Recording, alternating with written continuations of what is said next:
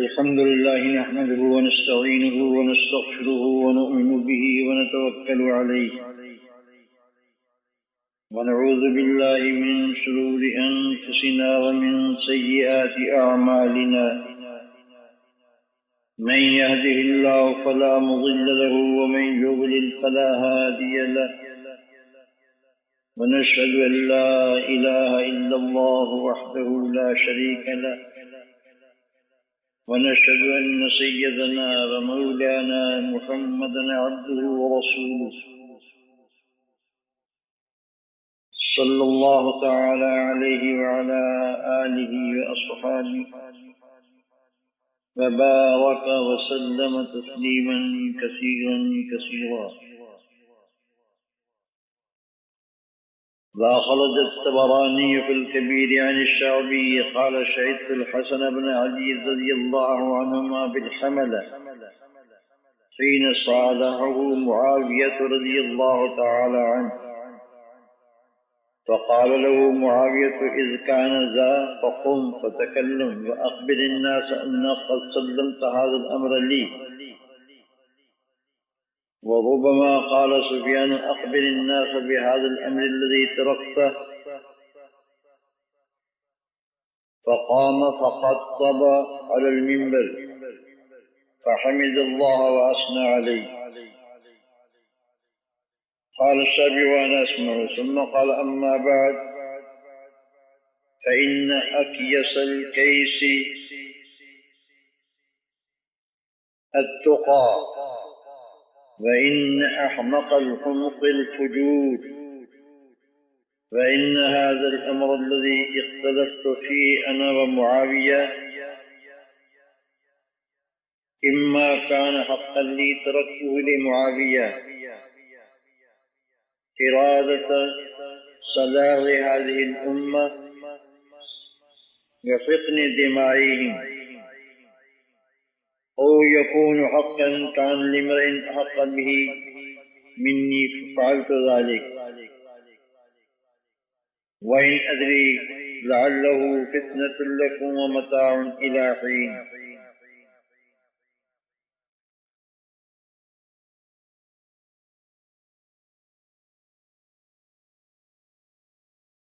إلى قوله وذكر ابن جرير في تاريخه أن الحسن بن علي رضي الله تعالى عنهما قال في ذلك الخطبة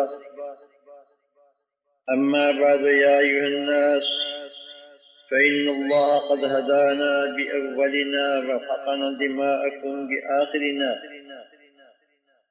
وإن لهذا الأمر مدة والدنيا دول وإن الله تعالى قال لنبيه صلى الله عليه وسلم وإن أدري لعله فتنة لكم ومتاع إلى حين.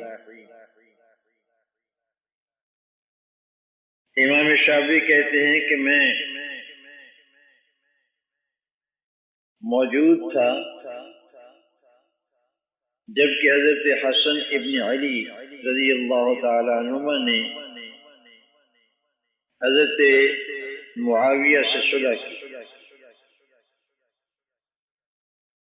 حضرت معاویہ نے ان سے فرمایا کہ جب یہ ایسی بات ہے تو خود کا تم بات کرو اور لوگوں کو بتاؤ کہ تم نے یہ حکومت میرے سپرد کر دی ہے.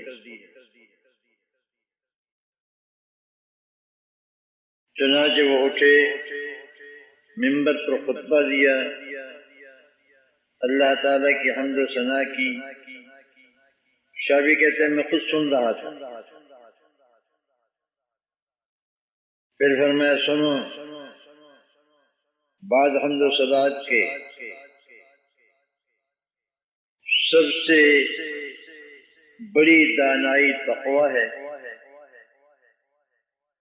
اور سب سے بڑی حماقت اللہ تعالیٰ کی نافرمانی و بدکاری ہے.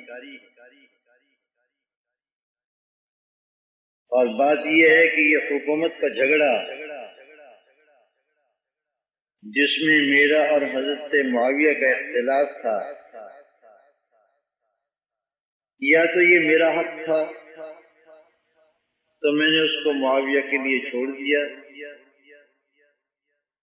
اس امت کی بھلائی کی خاطر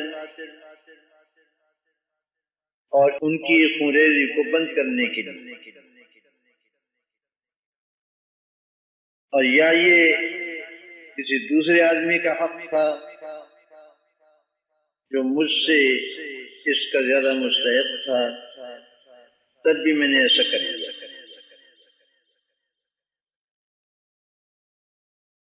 اور میں نہیں جانتا کہ شاید یہ تمہارے لیے آزمائش ہو اور نفع دینا ہو ایک مدت تک۔ www.shaheedislam.com دوسری روایت میں ہے کہ آپ نے یہ خطبہ ارشاد فرما کر فرمایا کہ میں اپنی یہ بات کہہ کر ختم کرتا ہوں اور اللہ تعالیٰ سے تمہارے لیے اور اپنے لیے استغفار کرتا ہوں۔ تیسری روایت میں ہے کہ آپ نے اس خطبے میں فرمایا تھا کہ لوگوں، اللہ تعالیٰ نے تم کو ہمارے پہلے کے ساتھ ہدایت دی اور ہمارے پچھلوں کے ذریعے تمہارے خونوں کو محفوظ کر دیا،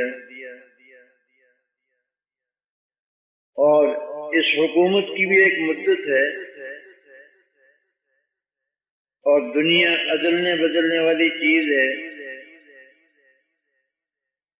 اور بے شک اللہ تعالیٰ نے اپنے نبی صلی اللہ علیہ وسلم سے ارشاد فرمایا ہے کہ آپ یہ کہیے میں نہیں جانتا شاید یہ تمہارے لیے آزمائش ہو اور ایک وقت تک نفع اٹھانا ہو۔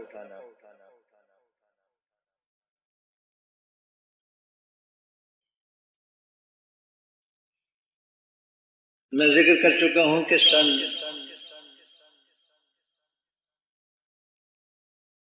61 میں حضرت حسن رضی اللہ تعالی عنہ نے، سن 40 میں حضرت حسن رضی اللہ تعالی عنہ نے حضرت معاویہ سے صلح کر لی، اور پھر حضرت معاویہ رضی اللہ تعالی عنہ کا دور خلافت رہا 20 سال، سن 60۔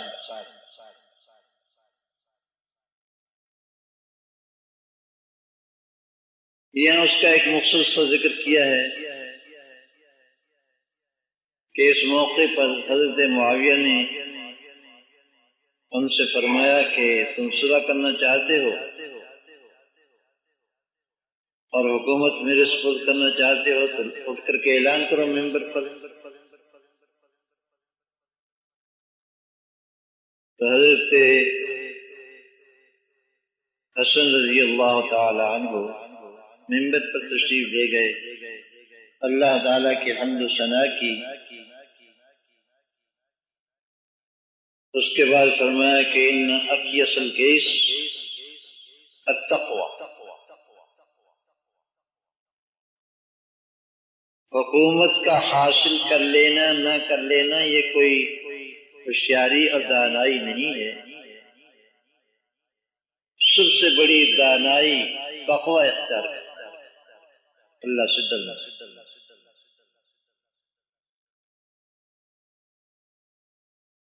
وَإِنَّ أَحْمَقَ الْحُمْقِ الْفُجُورِ، اور سب سے بڑی حماقت اور نادانی اللہ تعالیٰ کی نافرمانی اور بدکاری میں مبتلا ہو۔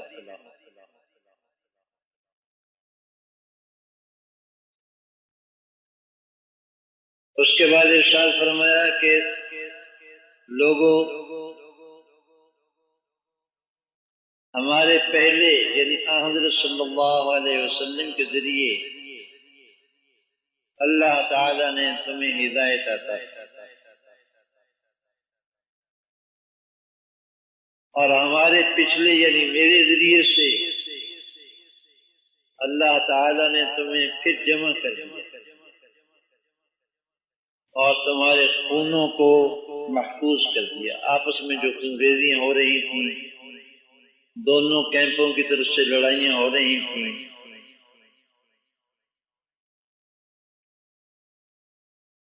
اللہ تعالیٰ نے اس سے تمہاری حفاظت فرمائی۔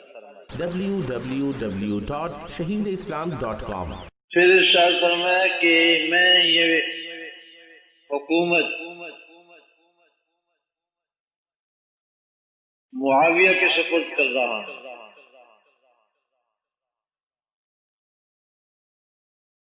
ملک کے جن حصوں پر میری حکومت تھی آج سے میں اس کو بھی معاویہ کے سپرد کر رہا ہوں۔ یہ پورے عالم اسلام کے متفقہ امیر ہوں گے، امیر المومنین۔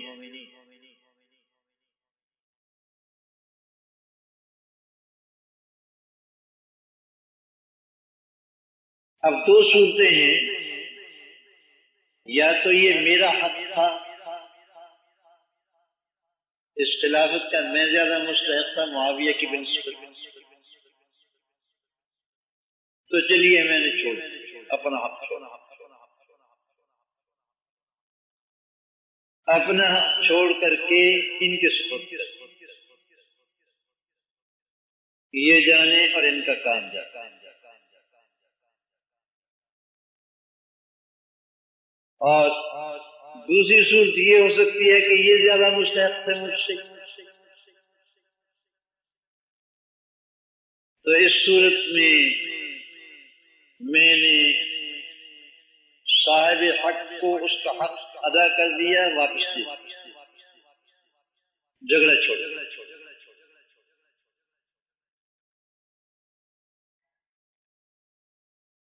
اور آخر میں فرمایا کہ اللہ تعالیٰ قرآن کریم میں حضرت صلی اللہ علیہ وسلم کو ارشاد فرماتے ہیں فَإِنْ أَدْرِي لَعَلَّهُ فِتْنَةٌ لَكُمْ وَمَتَاعٌ إِلَىٰ حِينٍ۔ اے نبی کریم صلی اللہ علیہ وسلم، آپ یہ فرما دیجئے کہ میں نہیں جانتا کہ یہ چیز تمہارے لیے آزمائش ہے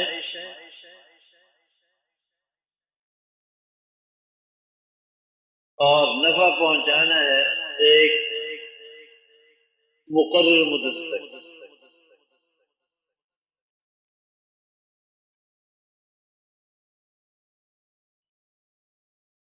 حضرت حسن رضی اللہ تعالی عنہ کا حضرت معاویہ رضی اللہ تعالی عنہ سے صلح کر لینا،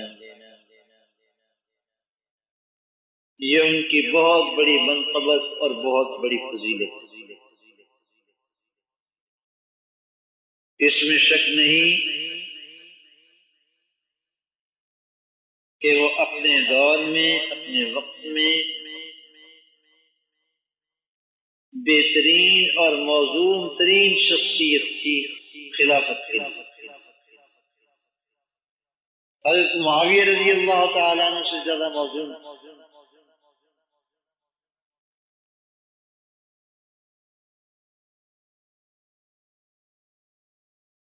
لیکن انہوں نے محسوس کیا کہ مسلمانوں کے درمیان سرتکبر رہے گی، اختلاف رہے گا، اس کا کچھ نہ پانا۔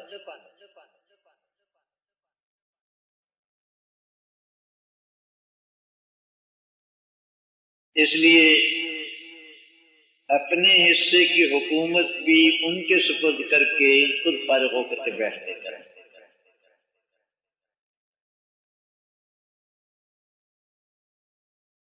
آئیے فریقین کی کتابوں میں حدیث موجود ہے جس کو میں نے شیعہ سنی اختلافات میں نقل کیا ہے دونوں کے حوالے سے، کہ رسول اللہ صلی اللہ علیہ وسلم نے ارشاد فرمایا ان ابنی ھذا سید، بے شک میرا یہ بیٹا سید ہے، سردار ہے۔ چھوٹی عمر تھی ان کی جب یہ بات ارشاد ہے، میرا یہ بیٹا سید ہے، وَلَعَلَّ اللَّهَ يُصْلِحُ بِي بَيْنَ فِئَتَيْنِ عَظِيمَتَيْنِ مِنَ الْمُسْلِمِينَ، مجھے توقع ہے اللہ تعالیٰ سے کہ ان کے ذریعے سے اللہ تعالیٰ مسلمانوں کی دو بڑی جماعتوں کے درمیان میں مصالحت کرے۔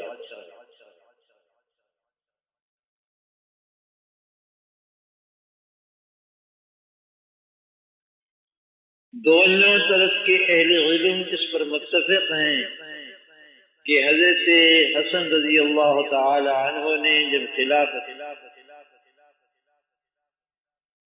حضرت امیر معاویہ کے سپرد کی تو اس سے حضرت صلی اللہ علیہ وسلم کی پیش گوئی پوری ہوئی۔ گویا حضرت صلی اللہ علیہ وسلم کا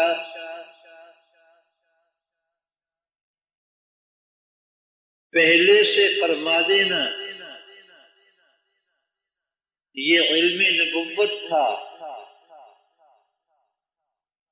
اور آئندہ آنے والے ایک واقعہ کی خبر تھی، پیش گوئی تھی، جو حضرت حسن رضی اللہ تعالیٰ عنہ کے ذریعے سے پوری ہوئی۔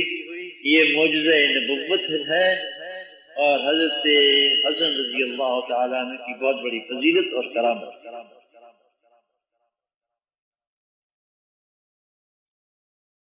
اور اس حدیث سے یہ بات بھی معلوم ہو گئی کہ حضرت حسن رضی اللہ تعالی عنہ اپنے وقت کے سید المسلمین، مسلمانوں کے سردار،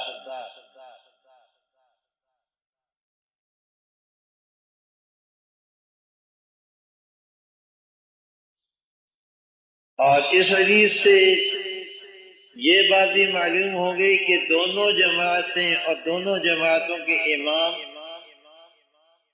بہرحال مسلمان ہی تھے، بین فئتین عظیمتین من المسلمین، مسلمانوں کی دو بڑی جماعتوں کے درمیان اللہ تعالی صلح کروا دیں گے۔ اس سے معلوم ہوا کہ حضرت علی اور ان کی جماعت اور حضرت معاویہ اور ان کی جماعت دونوں مسلمانوں کی جماعت، جن کے درمیان اللہ تعالیٰ نے حضرت حسن رضی اللہ تعالی عنہ کے ذریعے صلح کروائی۔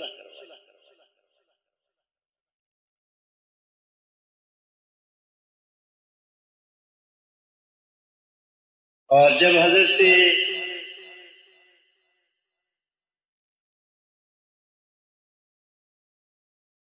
حسن رضی اللہ تعالیٰ نے یہ خطبہ ارشاد فرمایا، اور خطبہ ارشاد فرما کر ممبر سے اترے تو حضرت معاویہ رضی اللہ تعالیٰ عنہ ممبر پر تشریف لے گئے، اور حضرت حسن رضی اللہ تعالی عنہ نے ان کے ہاتھ پر بیعت کی، بیعت خلافت۔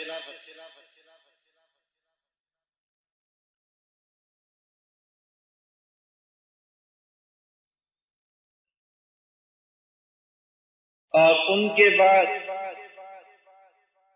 حضرت حسین رضی اللہ تعالیٰ عنہ نے حضرت حسن کے چھوٹے بھائی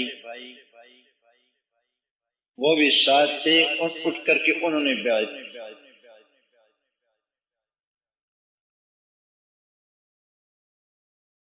اور ان کے بعد حضرت حسن رضی اللہ تعالیٰ عنہ کی طرف کے اور چند معزز شرفاء جو ساتھ تھے انہوں نے بھی بیعت کی۔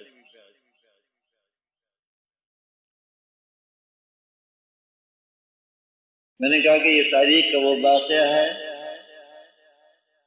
جو فریقین کی کتابوں میں موجود ہے۔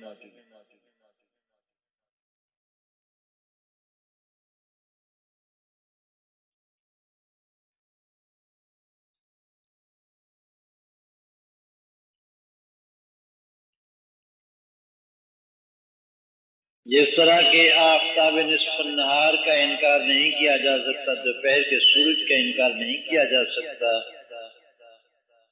ایسے ہی اسلامی تاریخ کے اس واقعے کا انکار نہیں کیا جا سکتا۔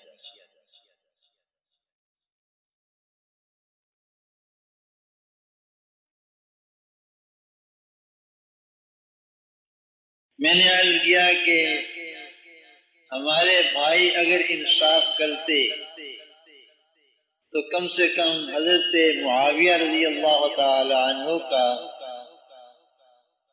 حق ادب تو ضرور بجا لاتے۔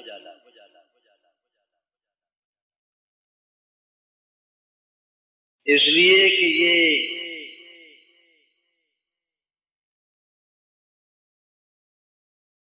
حضرت حسن کو اور حضرت حسین کو امامین معصومین سمجھتے ہیں، دونوں معصوم، اور ظاہر ہے کہ جن کے ہاتھ پر بیعت کی وہ ان کے امام ہوئے۔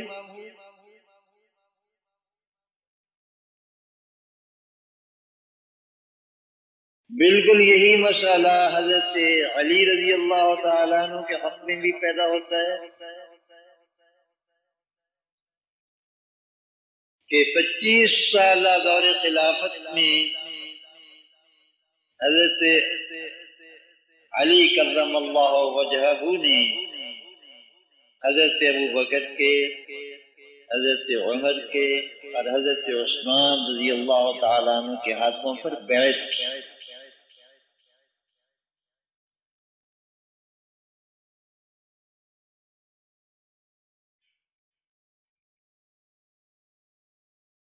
اور ایک دو دن نہیں بلکہ پورے 25 سال تک ان حضرات کے پیچھے نمازیں پڑھی۔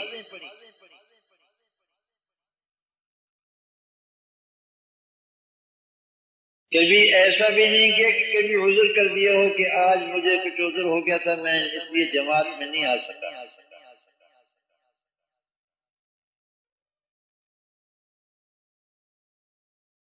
تسلسل کے ساتھ 25 سال تک ان حضرات کی اقتداء میں نمازیں پڑھی۔ 2.5 سال حضرت ابوبکر رضی اللہ تعالیٰ عنہ کی اقتداء میں، 10 سال کچھ اوپر حضرت عمر کی اقتداء میں، اور 12.5 کے قریب حضرت عثمان رضی اللہ تعالیٰ عنہ کی اقتداء میں حضرت امیر المومنین علی بن ابی طالب رضی اللہ تعالیٰ عنہ نے نمازیں پڑھی۔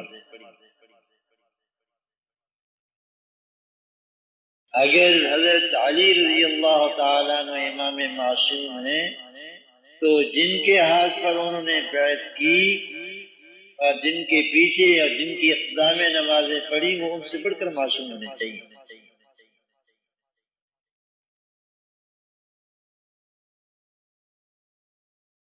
حضرت امامین شہیدین حسن و حسین رضی اللہ تعالی عنہما نے جس شخصیت کے ہاتھ پر بیعت کی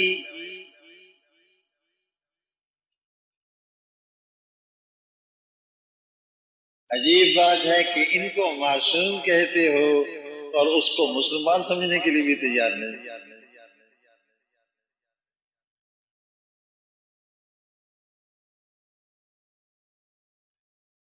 یہ تضاد نہیں ہونا چاہیے۔ رائے نظریہ اپنی جگہ، لیکن کچھ تو انصاف بھی چاہیے۔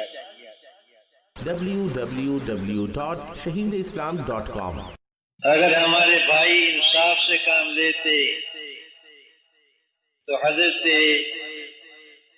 معاویہ رضی اللہ تعالی عنہ کی شخصیت ان کے سامنے کسی اور طرح آتی،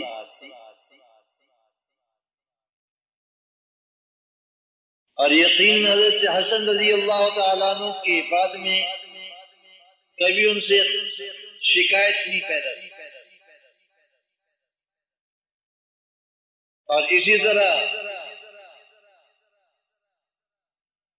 اور حضرات کو بھی کبھی شکایت کا موقع نہیں۔ حضرت معاویہ رضی اللہ تعالی عنہ عرب کی ان چند شخصیتوں میں سے ایک ہیں جن کو سیاست میں اور لوگوں کی مزاج شناسی میں سب سے بڑھ کر مانا جاتا ہے۔ حضرت معاویہ رضی اللہ تعالیٰ عنہ کا قول کہیں پڑا ہے کہ اگر ایک کچا دھاگا ایک سرا اس کا میرے ہاتھ میں ہو اور دوسرا سرا کسی بے وقوف کے ہاتھ میں ہو تو میں اس کو ٹوٹنے نہیں دوں گا۔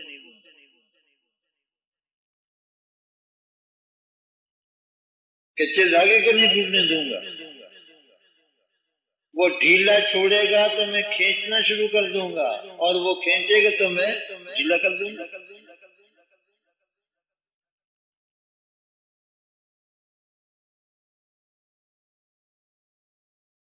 میں نے حافظ ابن تیمیہ کی منہاج السنہ سے اور مفتی محمد شفیع صاحب رحمہ اللہ تعالیٰ کے رسالہ مقام صحابہ سے حضرت معاویہ رضی اللہ تعالیٰ عنہ کے بارے میں بہت سے اقوال نقل کیے۔ یہ میں بات اس لیے ذکر کر رہا ہوں کہ ہمارے بہت سے مسلمان بھائی بھی حضرت معاویہ کو جیسے کہ ان کی عظمت ہے ان کا حق ادا نہیں کرتے، ان کے دل میں ان کی عظمت نہیں۔ حضرت معاویہ رضی اللہ تعالیٰ عنہ کے بارے میں کچھ نہ کچھ کہہ دیتے ہیں۔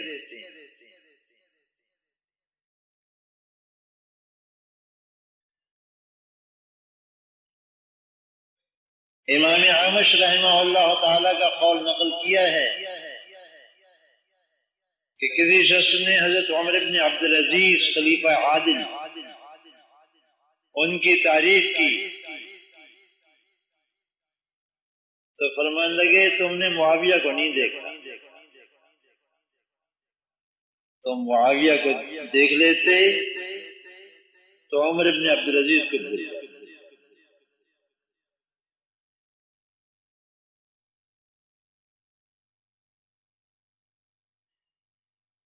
اس نے کہا فی علمی،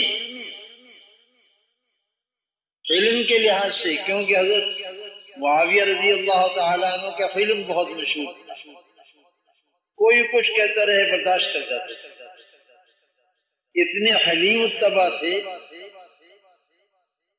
بگڑتے نہیں۔ تو وہ شخص کہنے لگا کہ علم میں، فرمایا لا واللہ فی عدلی، علم میں نہیں بلکہ ان کے عدل۔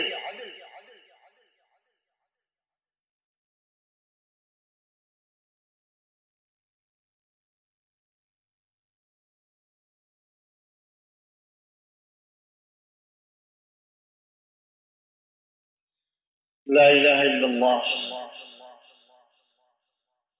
ایک دوسرے بزرگ فرماتے ہیں کہ اگر تم حضرت معاویہ کو دیکھ لیتے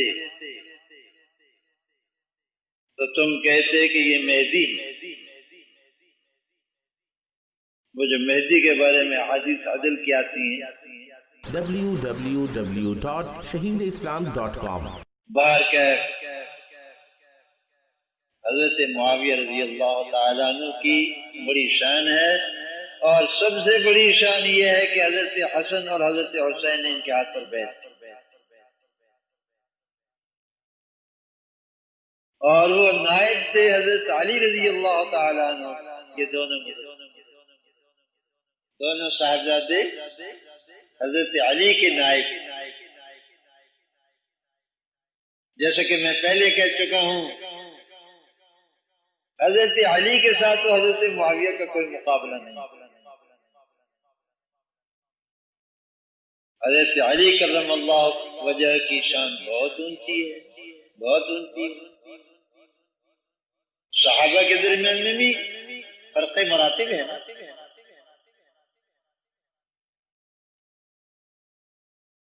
صحابیت کا نام تو سب کو شامل ہے،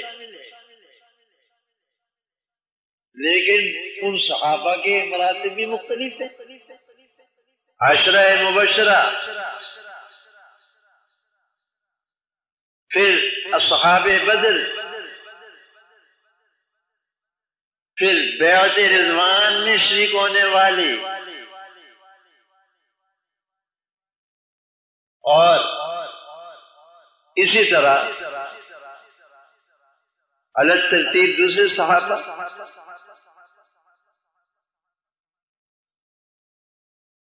اللہ تعالیٰ فرماتے ہیں تم میں سے جن لوگوں نے فتح مکے سے پہلے اللہ کے راستے میں جہاد کیا اور اپنا مال اللہ کے راستے میں خرچ کیا، وہ لوگ اور ان کے بعد آنے والے لوگ یہ ان کے برابر نہیں ہو سکتے۔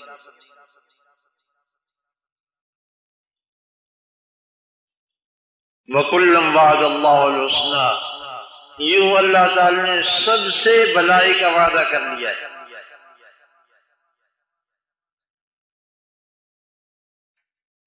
چاہے فتح مکہ سے پہلے اسلام لانے والے، جہاد کرنے والے اور اللہ کے راستے میں مال خرچ کرنے والے ہوں، اور چاہے بعد میں،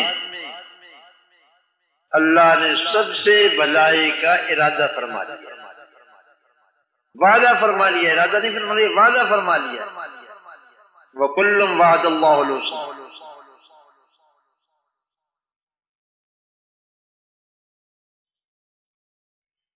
اور دوسری جگہ ارشاد فرمایا ہے ان الذين سبق لهم من الحسنى اولئك عنها مبعدون، وہ لوگ جن کے لیے ہماری طرف سے بھلائی کا وعدہ ہو چکا ہے وہ دوزخ سے دور رکھے جائیں گے۔ اکابر فرماتے ہیں کہ ان دونوں آیتوں کو ملانے سے معلوم ہوتا ہے کہ صحابہ کرام رضوان اللہ علیہ مجمعین سب کے سب جو بحالت ایمان دنیا سے رخصت ہوئے ہیں وہ سب کے سب جنتی، دوزخ میں نہیں جائیں گے۔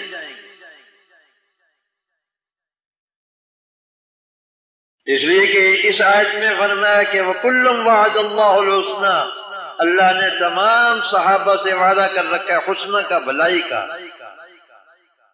اور دوسری جگہ فرمایا کہ جن کے ساتھ بھلائی کا وعدہ ہو چکا ہے اولئک عنہا مبعدون، وہ لوگ دوزخ سے دور رکھے جائیں گے۔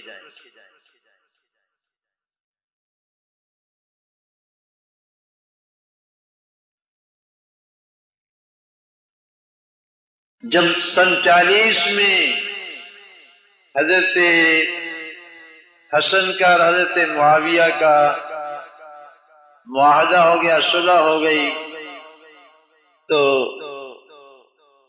5-6 سال سے کافروں کے ساتھ جہاد جو موقوف ہو گیا تھا وہ دوبارہ شروع ہو گیا۔ اسلامی فتوحات کا سلسلہ آپس کی لڑائی کی وجہ سے رک گیا تھا۔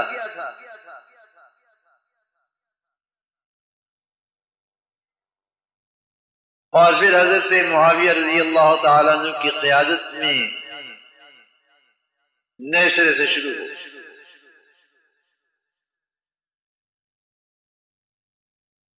بہرکیف حضرت معاویہ رضی اللہ تعالیٰ عنہ صحابہ کرام رضوان اللہ علیہ مجمعین کی جماعت میں ایک ممتاز حیثیت کے حامل اور مسلمانوں کے بہت بڑے محسن۔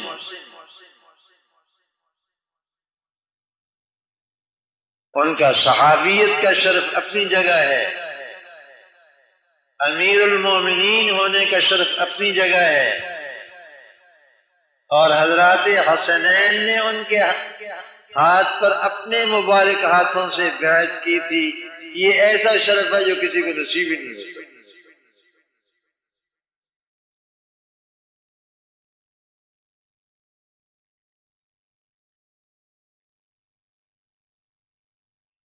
یہاں نصیحت کرتا ہوں کہ صحابہ کرام رضوان اللہ علیہ مجمعین کے بارے میں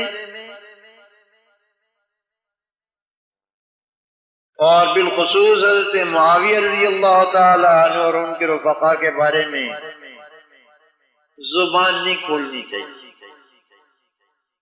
اہل سنت اہل حق کا عقیدہ یہ ہے وَلَا نَذْكُرُهُمْ إِلَّا بِخَيْرٍ، ہم صحابہ کرام کا تذکرہ صرف بھلائی کے ساتھ کریں، یہ عقیدے کی بات ہے۔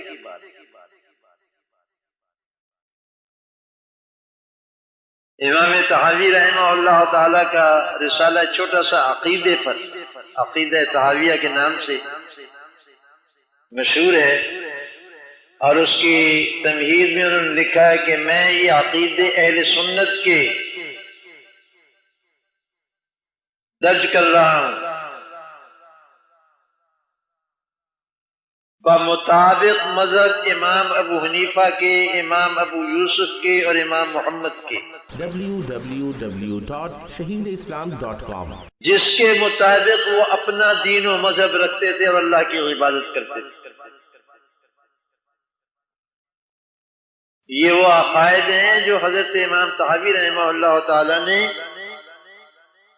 ہمارے امام ابو حنیفہ رحمہ اللہ اور امام ابو یوسف اور امام محمد، تینوں امام ہمارے، امام ابو حنیفہ کے دو بڑے شاگرد ہیں ابو یوسف اور محمد،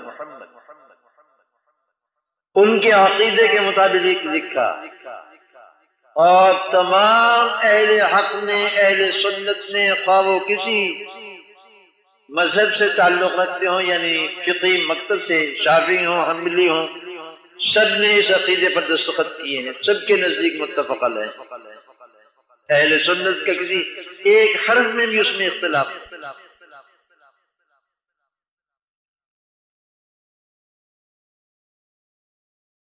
اس میں امام طحاوی فرماتے ہیں کہ حبہم دین و ایمان و احسان، صحابہ کرام رضوان اللہ علیہ مجمعین سے محبت رکھنا دین ہے، ایمان ہے اور احسان ہے، یعنی دل سے قائل ہونا اللہ اور اللہ کے رسول۔ وَبُغْضُهُمْ بَغْيٌ وَكُفْرٌ وَطُغْيَانٌ، اور صحابہ کرام میں سے کسی ایک سے بغض رکھنا بغیٌ، ظلم اور زیادتی ہے، کفر ہے اور سرکشی۔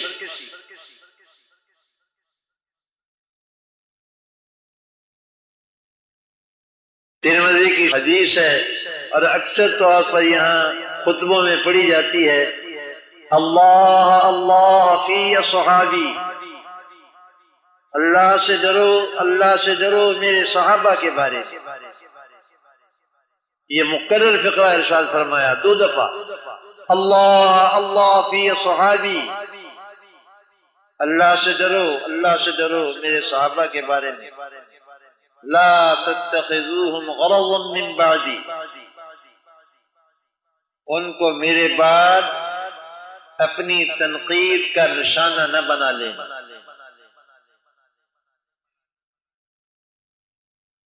فمن احبہم فبحبی احبہم، جس نے ان سے محبت رکھی تو میری وجہ سے محبت رکھی۔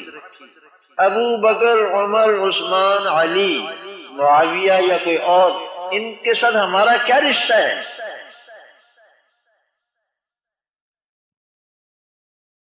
ہمیں بتاؤ، ان کے ساتھ ہمارا کیا رشتہ ہے بھائی؟ ایک ہی رشتہ ہے کہ یہ ہمارے محمد صلی اللہ علیہ وسلم کے شہدائی اور آپ کے صحابہ ہیں۔ ان سے اگر محبت ہے تو رسول اللہ صلی اللہ علیہ وسلم کی وجہ سے۔ ٹھیک بات کہتا ہوں نا، اور تو کوئی وجہ نہیں، کوئی برادری کا رشتہ نہیں ہے، کوئی چاچے تائے کا رشتہ نہیں ہے۔ صحابہ کرام سے اور ایک ایک صحابی سے، بڑے سے بڑے صحابی سے لے کر چھوٹے سے چھوٹے صحابی سے بھی ہمارا جو رشتہ ہے، ہمارا جو تعلق ہے، وہ محمد الرسول اللہ صلی اللہ علیہ وسلم کی وجہ سے۔ فمن احبہم فبحبی احبہم، یہ ہمارے محبوب کے محبوب یا خدا، بس جس نے ان سے محبت رکھی تو میری محبت کی وجہ سے محبت رکھی۔ ومن ابغضهم فببغض يبغضهم، اور جس نے ان سے بغض رکھا تو میرے بغض کی وجہ سے بغض رکھا۔ ان کو صحابہ سے، ابو بکر عمر عثمان سے بغض نہیں، معاویہ اور عمرو بن عاص سے بغض نہیں، بلکہ مجھ سے بغض، اصل بغض مجھ سے۔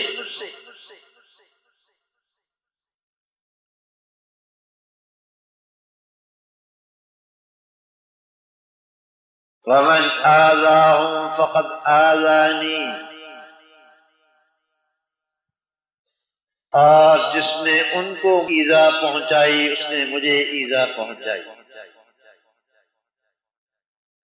ومن آذانی فقد آذى اللہ، اور جس نے مجھے ایذا پہنچائی اس نے اللہ کو ایذا پہنچائی۔ ومن آذى اللہ یوشک ان یاخذہ، اور جو شخص اللہ کو ایذا پہنچائے قریب ہے کہ اللہ اس کو پکڑ لے، اور اللہ کی پکڑ کئی رنگ کی ہوتی ہے، سب سے ادنا درجے کی یہ ہے کہ حلاوت ایمان سے محروم کر دیتی ہے۔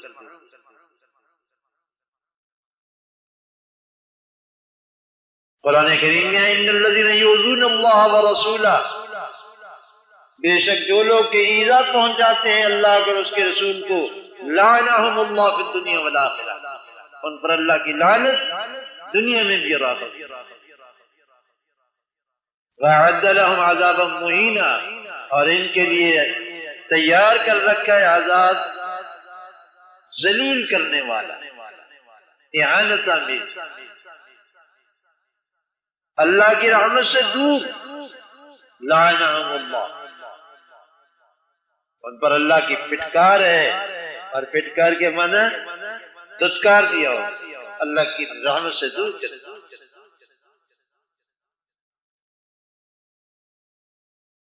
رسول اللہ صلی اللہ علیہ وسلم کے صحابہ سے بغض رکھنے والا رسول اللہ صلی اللہ علیہ وسلم سے بغض رکھتا ہے، اور رسول اللہ صلی اللہ علیہ وسلم سے بغض رکھنے والا اللہ کو ایذا پہنچاتا ہے اور اس کے رسول صلی اللہ علیہ وسلم کو ایذا پہنچاتا ہے۔ اس لیے امام طحاوی رحمہ اللہ عقیدہ میں فرماتے ہیں وَبُغْضُهُمْ بغی کفر و طغیان، صحابہ کرام رضوان اللہ علیہم اجمعین سے بغض رکھنا بغی ہے، تحدی ہے، ظلم ہے، اور کفر ہے، اور طغیان ہے، نفاق ہے۔ غزے کے حضرت معاویہ رضی اللہ تعالی عنہ سے یا کسی اور صحابی سے بغض نہیں رکھنا چاہیے۔ ہمارے حضرت حاجی امداد اللہ مہاجر مکی رحمہ اللہ تعالی ارشاد فرماتے تھے کہ 3 مسئلے ہیں جو جنت میں بھی جا کے سمجھ میں نہیں آئیں گے۔ www.shaheedislam.com ایک مسئلہ تقدیر کا ہے، نہیں عقل سے حل نہیں ہوگا،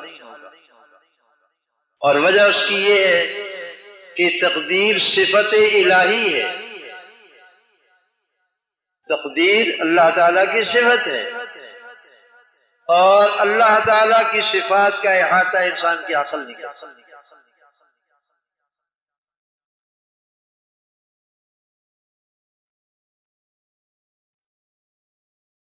دوسرا مسئلہ وحدت الوجود کا ہے۔ صوفیہ کی ایک جماعت وحدت الوجود کی قائل ہے، اور شاہ ولی اللہ محدث دہلوی رحمۃ اللہ علیہ کے منزل صاحبزاد حضرت شاہ رفیع الدین، جن کا ترجمہ مشہور ہے، شاہ رفیع الدین کا ترجمہ، ان کا ایک رسالہ ہے، رسالہ کیا اتنی موٹی کتاب ہے، دمغ الباطل کے نام سے، صرف وحدت الوجود کے مسئلے پر۔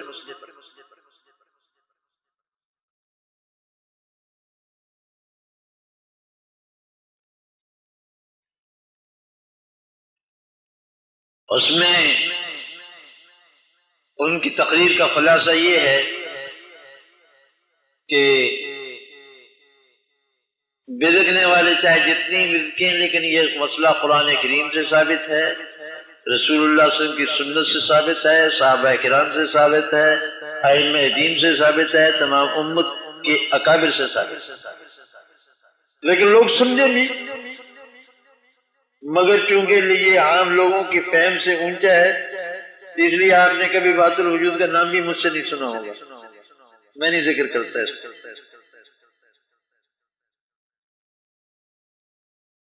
اور اگر کبھی ذکر بھی کرتا ہوں تو بہت آسان سے عنوان سے، کہ لوگوں کی عقل میں تھوڑا بہت تو آ جائے۔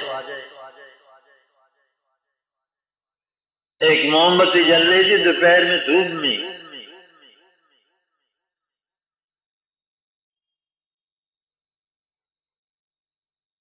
اب سورج کی روشنی اور دھوپ کے سامنے اس کا وجود مزمحل تھا، نظر نہیں آ رہا تھا۔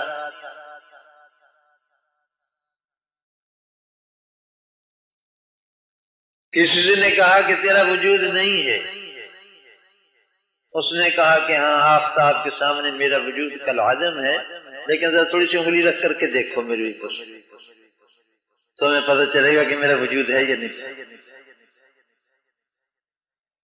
حق تعالی شانہ کی ذات عالی کے مقابلے میں، اس کے وجود کے مقابلے میں ممکنات کا وجود، اس کو وجود کہتے ہوئے شرم آنی چاہیے۔ وجود تو وہ ہے، لیکن یہ مطلب نہیں ہے کہ ہمارا وجود نہیں، مخلوق کا وجود ہی نہیں ہے، یا یہ کہ ساری کے سارا اللہ تعالیٰ کے وجود میں مدغم ہے، نعوذ باللہ، یہ عقیدہ غلط بار کہ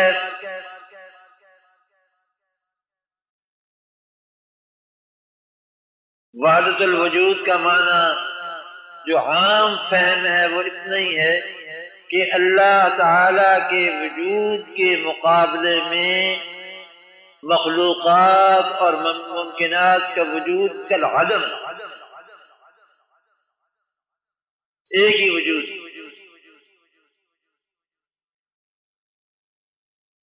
باقی تو یہ اس کی مشیت کے تابع ہیں سارے، جب چاہے ہٹا دے، جب چاہے لے آئے، ان کی کوئی ہستی نہیں۔ یہ تو کٹ پتلیاں ہیں جو مشیت کی انگلیوں پر ناچ رہی،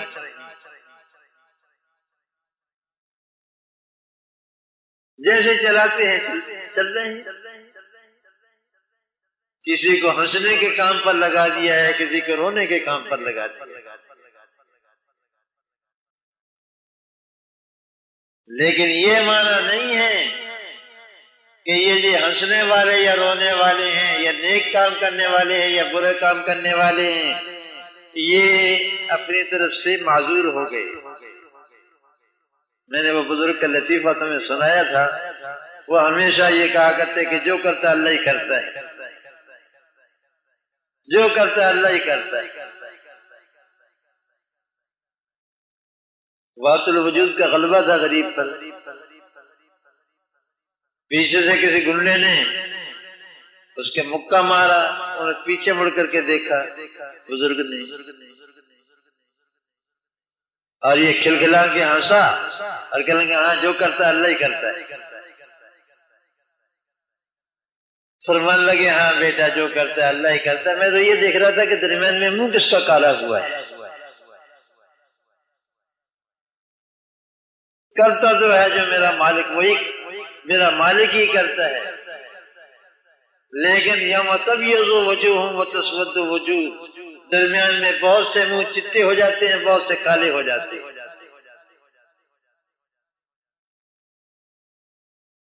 جن کے ذریعے سے وہ نیک کام کرواتا ہے، ان کو ذریعے کے طور پر استعمال کرتا ہے، ان کے چہرے سفید ہو جاتے ہیں، روشن ہو جاتے ہیں، نورانی ہو جاتے ہیں، اور جن کو اپنے قہر کا اور غضب کا مورد بنا دیتا ہے، اور ان سے انہونیاں کرواتا ہے، ان کے منہ کالے ہو جاتے ہیں۔ اور فرماتے کہ تیسرا مسئلہ جو جنت میں بھی سمجھ میں نہیں آئے گا وہ صحابہ کرام کے مشاجرات یعنی اختلافات۔ www.shaheedislam.com حضرت علی کرم اللہ وجہہ قرآن کریم کی آیت شریفہ وَنَزَعْنَا مَا فِي صُدُورِهِم مِّن غِلٍّ إِخْوَانًا عَلَى سُرُرٍ مُتَقَابِلِينَ، اب ہم نکال لیں گے ان کے دلوں سے کینہ، بھائی بھائی بن کر گدوں پر ایک دوسرے کے سامنے بیٹھے ہوں گے۔ یہ آیت شریفہ تلاوت فرما کر حضرت علی اس آیت کو تلاوت فرما کر فرمایا کرتا ہے یہ میرے بارے میں اور طلحہ و زبیر کے بارے میں نازل ہوئی ہے۔ آپس میں بالمقابل آئے تھے نا۔ یہ حضرت علی اور حضرت معاویہ رضی اللہ تعالی عنہ کے دونوں جماعتوں میں بٹنے والے اور آپس میں لڑنے والے صحابہ کے بارے میں آئی ہے، اور یہ واقعتاً اتنا مشکل مسئلہ ہے کہ کسی کے سمجھ میں نہیں آتا کہ صحابہ لڑے کیوں تھے آپس میں۔ 70,000 آدمی کے قریب مارے گئے، شہید ہوئے۔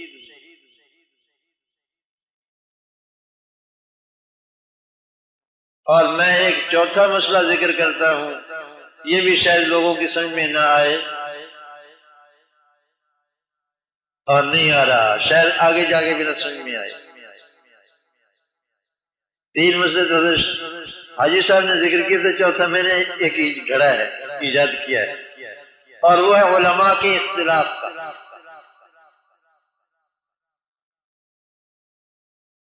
یہ 73 فرقے کیوں بنے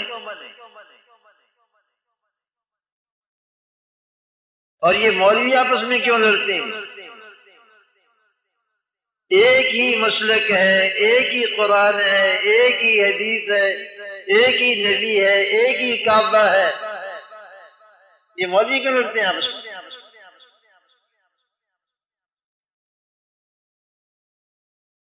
اور تمہاری سمجھ میں اس وقت بھی شاید نہ آئے جب دونوں طرفوں کے مولویوں کو اللہ تعالیٰ جنت میں بھیج دے کہ یہ وہاں کیوں لڑتے تھے، یہاں دونوں آ گئے جنت میں۔ بہرحال یہ ایسا مسئلہ ہے کہ ایک عالم کے عالم کو اس نے پھسلا دیا ہے۔ علماء کے اختلاف کو، علماء کے اختلاف نے بڑی مخلوق کا راستہ روک دیا ہے، اور مجھے خود بھی بہت صدمہ ہے اس کا، مگر اب اس کا کیا علاج کیا جائے، اس اختلاف کو کیسے مٹایا جائے؟ صحابہ کرام رضوان اللہ علیہم اجمعین سے زیادہ عقل مند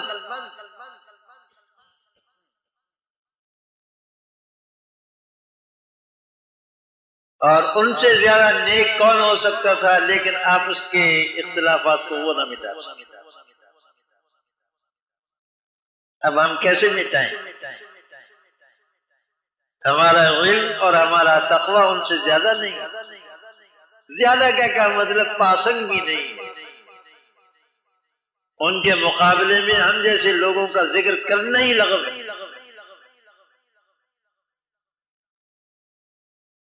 لیکن یہ تقدیر الہی ہے، یہ تمہارے لیے اور میرے لیے امتحان ہے کہ تم اس کے باوجود حق کی تلاش کرتے ہو یا نہیں کرتے ہو۔ لوگ پوچھتے ہیں کہ سارے مولوی ہوتے ہیں، اب ہم کدھر جائیں؟ یہ ایک مسئلہ مستقل موضوع بنانے کے قابل ہے، لیکن انہی کلمات پر اکتفا کرتا ہوں۔ بھائی یہ میرے لیے اور آپ کے لیے امتحان، تم معذور نہیں ہو سکتے، خدا کے سامنے یہ کہہ کر کے نہیں چھوٹ جاؤ گے۔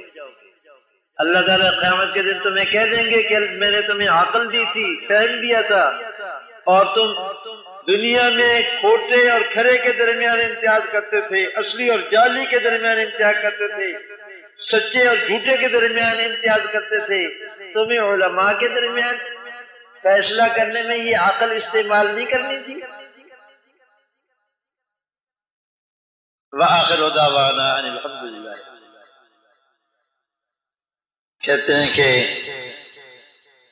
جمعے کی نماز میں دعا فرمائے اللہ تعالی ہمارے والدین کو جنت الفردوس میں جگہ عطا فرمائے، آمین۔ اللہ تعالی تمام مرحومین کی بخشش فرمائے۔ اور میں تو وہی کرتا ہی رہتا ہوں، میں التزام کے ساتھ کم سے کم 5 مرتبہ تو ضرور دعا پڑھتا ہوں، ربنا اغفر لنا ولاخواننا الذین سبقونا بالایمان، اے ہمارے پروردگار ہماری بخشش فرما دے اور ہمارے ان بھائیوں کی بخشش فرما دے جو ایمان کے ساتھ ہم سے پہلے چلے گئے۔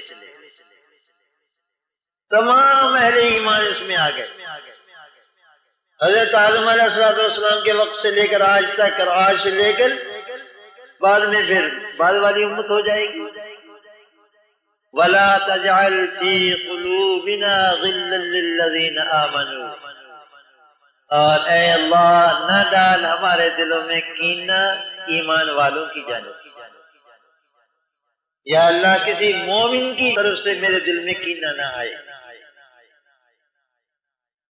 ربنا انک رؤوف الرحیم، اے پروردگار آپ بہت ہی شفیق ہیں، بہت ہی رحم کرنے والے ہیں، یا اللہ اپنی شفقت و رافت اور رحمت کے ذریعے ہماری ان دعاؤں کو قبول فرما۔ لازم نہیں یہ دعا کیا کرو بھائی، یہ دعا تو سارے مسلمان کرتے ہیں، رب اجعلنی مقیم الصلاۃ ومن ذریتی ربنا وتقبل دعا، ربنا اغفر لی ولوالدی وللمؤمنین یوم یقوم الحساب۔